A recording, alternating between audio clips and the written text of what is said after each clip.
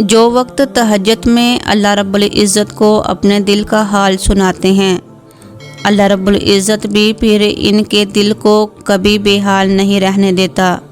جن چیزوں کا تم دنیا سے پردہ رکھ لیتے ہو، ان چیزوں کو جب اللہ رب العزت کے سامنے بے پردہ کرتے ہو تو وہ اس خودداری کا مان رکھتا ہے۔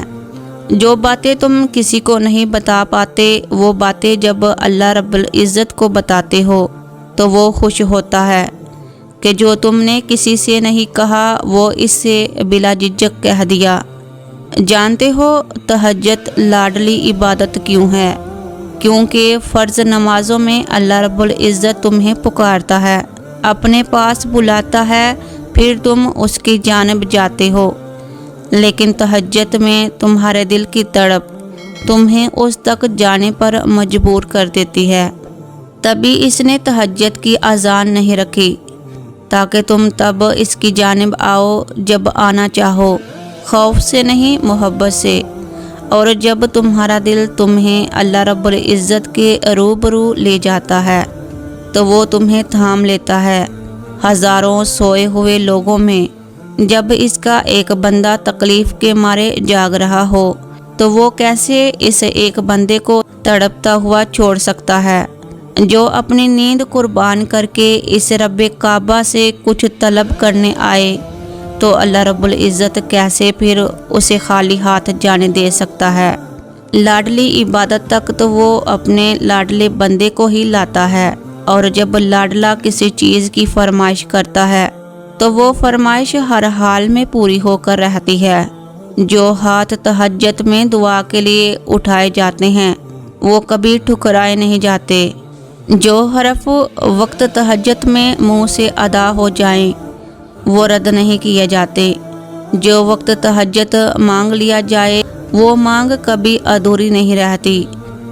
جو سکون تمہیں کہیں نہیں ملا، اسے ایک دفعہ تہجد میں ڈھونڈ کر تو دیکھو۔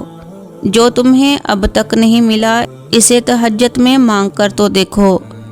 تھوڑے رابطے سے بات نہیں بنتی تو رابطہ بڑھا کر دیکھو۔ اللہ رب العزت سے مانگو اور بار بار مانگو، تب تک مانگتے رہو جب تک وہ اس چیز کو تمہاری جولی میں نہیں رکھ دیتا یا تمہارا دل بدل نہیں دیتا۔ تم اس سے امید لگائے رکھو، وہ اس امید کو کبھی ٹوٹنے نہیں دے گا۔ تہجد کے سجدوں میں بہایا گیا ایک آنسو ساری زندگی بدل دیتا ہے۔ سچے دل سے مانگی گئی بس ایک دعا نصیب پلٹ دیتی ہے۔ تو سنو، تم اپنی چاہتیں، اپنی فریادیں تہجد میں اللہ رب العزت سے مانگتے رہو، انشاءاللہ وہ تمہاری فریاد ایک نہ ایک دن ضرور سنے گا۔ ہو سکتا ہے کہ وہ ابھی تمہارا امتحان لے رہا ہو، اور سنو کہ تم صبر کا دامن کبھی نہ چھوڑنا۔ میری اللہ تعالیٰ سے دعا ہے کہ اللہ تعالیٰ آپ کی تمام مرادیں، فریادیں اپنی بارگاہ میں ضرور قبول و منظور فرمائے، آمین۔ اگر آپ کو ویڈیو پسند آئے تو ویڈیو کو لائک اور چینل کو سبسکرائب کرنا مت بھولیے گا۔ جزاک اللہ۔